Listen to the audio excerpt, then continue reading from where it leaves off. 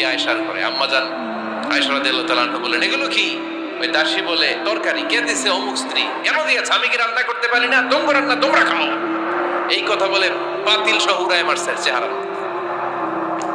এর কারণ ওনারা মানুষ ছিলেন, মানবীয় ব্যাপারগুলো ওনাদের মধ্যেও কাজ করত। আবার এক স্ত্রী ঝোল দিয়ে রান্না করে কিছু খাবার নিয়ে এসেছে। আম্মা জান আয়েশা রেগে মেগে ওই ঝোল নিয়ে ওই স্ত্রীর গালের মধ্যে মেখে দিয়েছে। বিশ্বনবীর আরেক বউয়ের গালের মধ্যে ওই ঝোল লাগাই দিচ্ছে।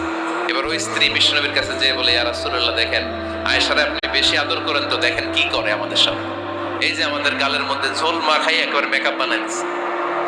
বিষ্ণু ইসা ইসলাম বললেন, তাই আয়েশাকে ডাকো। আম্মা জান আয়েশা রাদিয়াল্লাহু তাআলা আনহা আসলেন। আল্লাহ রাসূল সাল্লাল্লাহু আলাইহি ওয়াসাল্লাম বললেন, তুমি কি আমার এই স্ত্রীর সাথে এমন আচরণ করেছো? আম্মা জান আয়েশা বললেন, করেছি। কেন? আম্মা জান আয়েশা বললেন, তখন মেজাজটা গরম ছিল। এখন বুঝতে পারতেছে আসলে এই কাজটা করা ঠিক